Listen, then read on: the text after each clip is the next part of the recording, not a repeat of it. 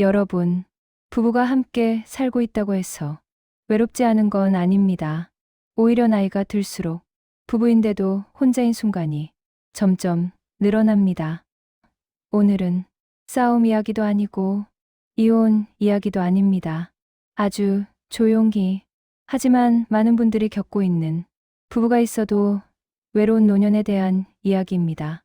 혹시 이 이야기가 조금 불편하게 느껴진다면 그건 이미 겪고 있기 때문일지도 모릅니다. 처음 결혼했을 땐 할 말이 참 많았습니다. 오늘 있었던 일, 누가 뭐라 했는지 사소한 일까지 다 말했습니다. 그런데 어느 순간부터 말이 줄어듭니다. 이유는 단순합니다. 굳이 말해봤자 말하면 또 잔소리가 될까봐, 괜히 분위기만 흐릴까봐. 그래서 말을 삼키는 일이 늘어납니다. 부부 사이에서 가장 무서운 건 싸움이 아니라 아무 말도 하지 않는 것입니다. 젊을 땐 싸웠습니다. 목소리도 높아지고 문도 쾅 닫았습니다. 그런데 노년이 되면 싸우지 않습니다. 에너지가 없어서가 아니라 기대가 줄었기 때문입니다. 저 사람은 원래 그래. 이제 와서 뭘 바꾸겠어. 이렇게 생각하는 순간 부부는 편해지지만 멀어지기 시작합니다. 싸우지 않는 부부가 반드시 행복한 건 아닙니다. 그저 서로에게 아무 기대도 하지 않는 상태일 뿐입니다. 각방을 쓰게 된 부부들, 이유는 다양합니다. 코 골아서, 수면 패턴이 달라서, 허리가 아파서. 하지만 그 안을 들여다보면 한 가지 공통점이 있습니다. 대화가 사라졌다는 것입니다. 각방은 원인이 아니라 결과입니다.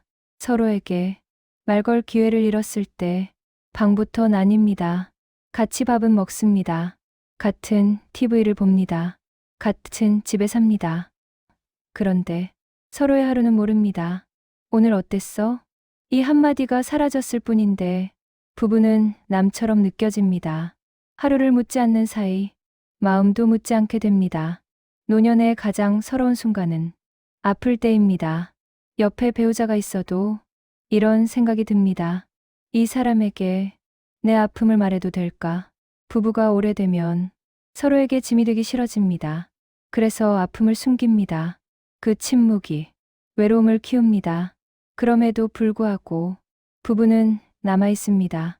사랑이 뜨겁기 때문이 아니라 함께 버텨왔기 때문입니다. 말이 줄어도 정은 남아 있고 기대는 없어도 연결은 남아 있습니다. 그게 노년의 부부입니다. 혹시 오늘 이야기 중 마음에 걸리는 장면이 있었다면 지금 옆에 있는 사람을 한번 바라보세요. 말 한마디 안 해도 괜찮습니다. 그냥 같이 있다는 사실만으로도 아직은 늦지 않았다는 뜻입니다. 부부는 다시 사랑하지 않아도 다시 말을 걸 수는 있습니다. 오늘 밤, 오늘 어땠어? 그 한마디부터 다시 시작해도 괜찮습니다.